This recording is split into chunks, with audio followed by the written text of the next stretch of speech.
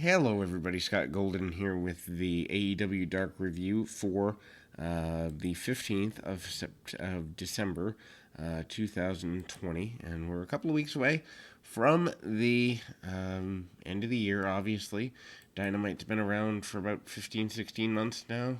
AEW's been around as a weekly product for that long. And this Dark show needs help. But it shows they have too much talent, which I suppose it's a first world problem, right? But anyhow, anyway, so I think they had 14 matches or something like that on this show. Run through them pretty quick. Ricky Starks with powerhouse Hobbs defeats Southern Chahun. Chahun basically hits right hands right away. He gets sent into the turnbuckle. Hobbs attacks and to help out Starks behind the referee's back, and Chahun hits a stunner. Starks uses an assist from Hobbs and then lands a spear for a quick win. I love Hobbs. I don't know that he needs to be here every week. Next, Brandon Cutler defeats Baron Black. Really nothing to the match. They chain wrestle a bit. Cutler hits a shoulder tackle. He hits a springboard. Black hits an atomic drop. They go round and round. Black hits a corner lariat and an exploder suplex for a near fall. Cutler hits a reverse DDT and a springboard elbow drop. This is a 7th victory and they will be involved in the 14-man tag team match tonight on Dynamite. Yes, 14 people. No, not a good idea. Next match, AEW Women's Champion Cheetah versus Kylan King. Non-title match. King wants a knuckle lock. Sheeda wins that. They exchange cradles and arm drags, and Sheeda hits a body slam. Hits a running knee, hits a backbreaker, and then hits a running knee on the floor. King does take control back on the floor. King does some ground and pound stuff and hits a sunset flip neckbreaker. And a near fall. Sheeta fights out. Enziguri misses a couple of moves, but hits a Falcon Arrow for the win. Not a bad match from King. King's showing something, but the problem is if she has this, why is it in a throwaway dark match and not something more? Abaddon makes her way out and pulls her off the ropes. She hits a gory special and poses over Sheeta with the championship. Please do not let Sheeta drop the belt to Abaddon. That Abaddon character is creepy in the I don't want to watch this way, not in the scary gimmick way. Anyway, waiting room with Britt Baker. Rebel introduces her. Baker previews this week's Dynamite, doing a heel stick. Then she brings out Shawn Spears and Tully Blanchard.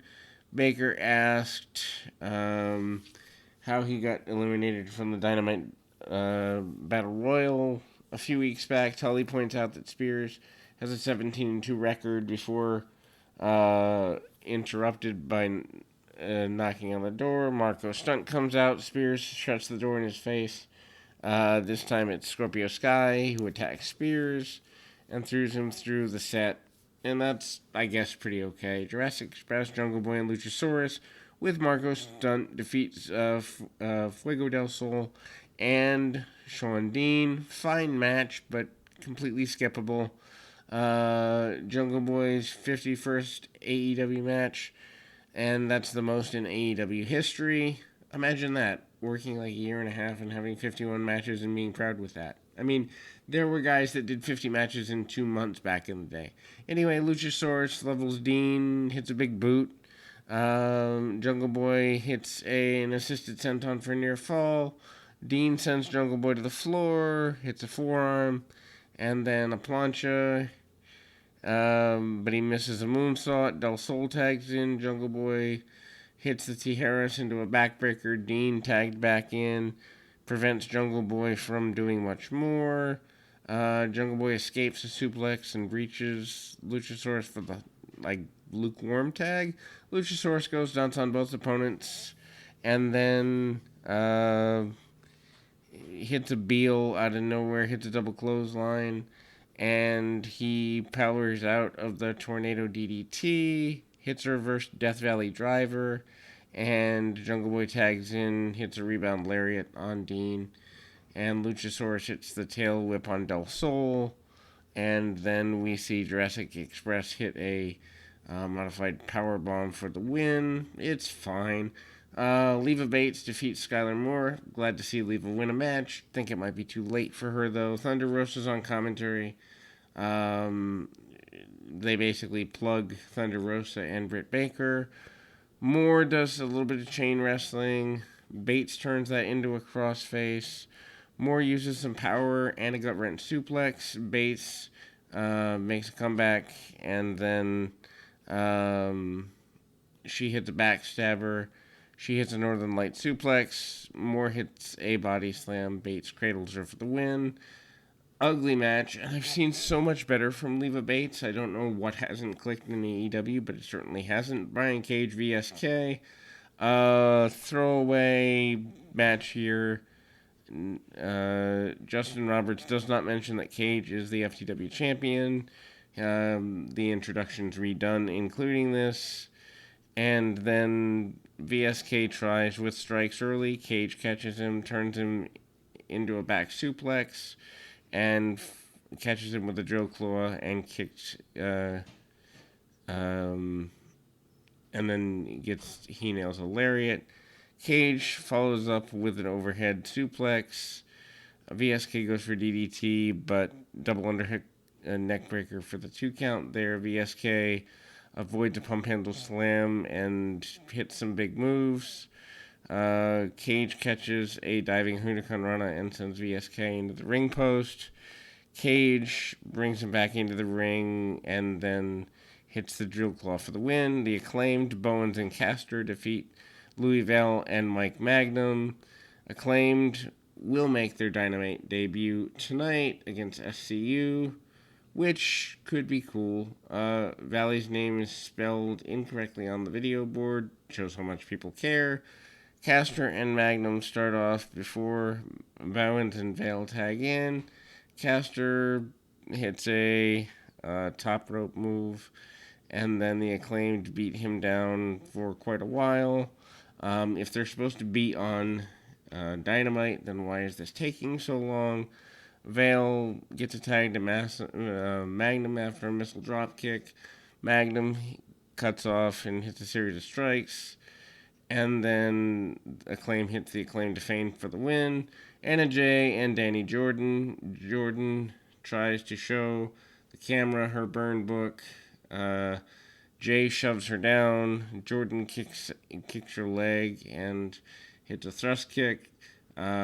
Jay sends her to the outside with I guess you'd say back heel kick. Jay sends Jordan to the barricade. Jordan hits a facebuster. Jay applies the Queen Slayer and gets a referee stoppage. Dark Order, Evil Uno, and Stu Grayson defeat Bear Country, Bear Bronson, and Bear Boulder. This is horrible. Peter Avalon joins commentary, says he's scouting talent. There isn't much here. This is Bear Country's AEW debut. I'm not necessarily a fan of theirs, but apparently they've been to CZW and AEW and other places. Although I am a fan over theirs over the Dark Order, but a complete throwaway match. And then, basically Boulder does a press slam over the head and then hits a lariat.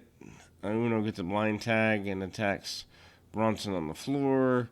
After beatdown, Bronson lands a back suplex, tags in Boulder. He goes nuts with some slams.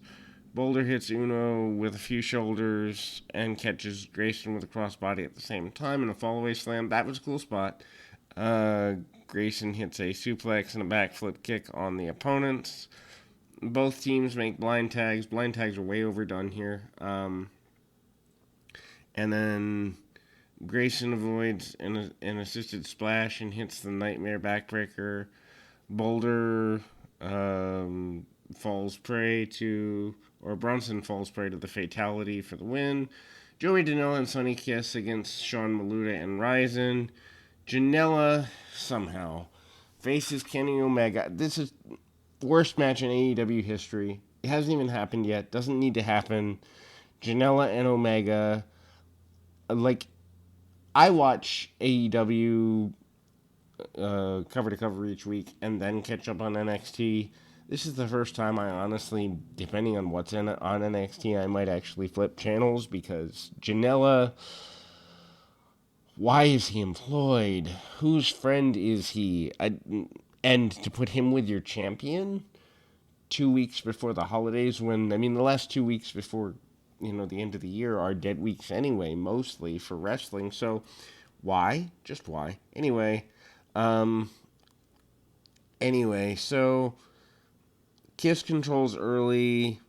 Ryzen sends him off the ropes. Ryzen and Janella brawl for a while. Maluta takes care of Kiss on the floor. Ryzen uses some power but misses a crossbody. Janella nails a brutal-looking German suplex into the turnbuckle, unsafe as all get out, and goes nuts. He hits a brainbuster, tags Kiss in, and lands the split-legged drop for the 3. Kiss has a lot of talent, and Janella has none.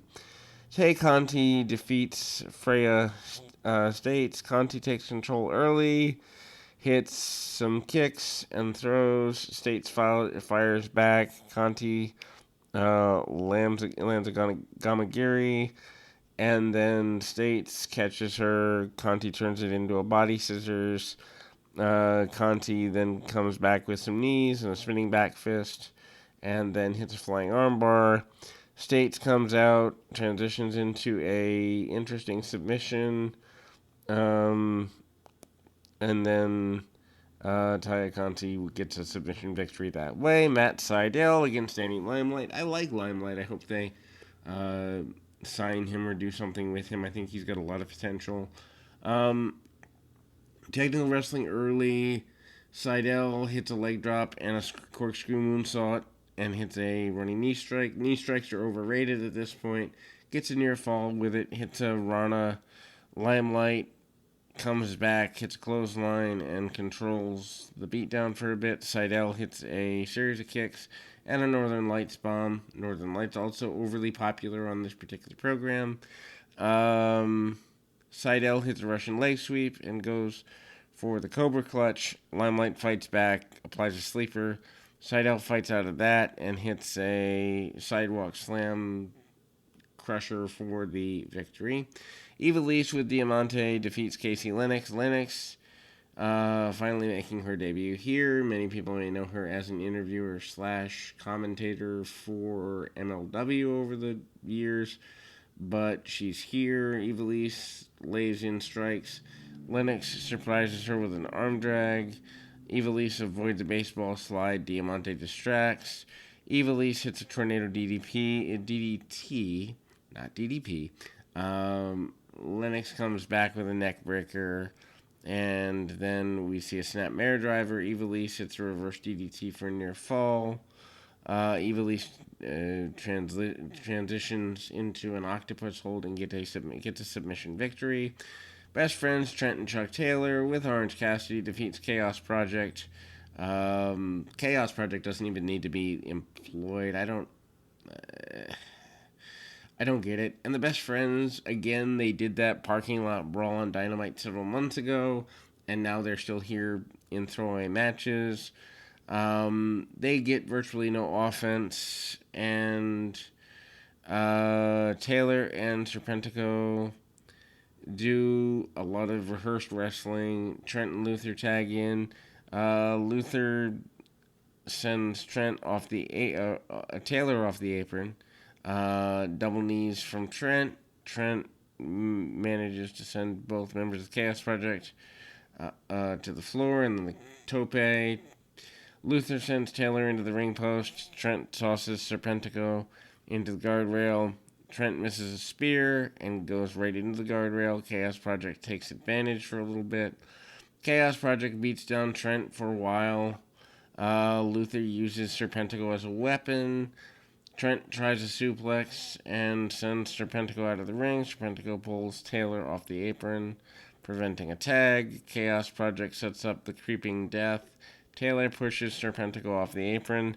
Trent turns it into a cradle and gets a win. Luther attacked the best friends post-match, but they go running.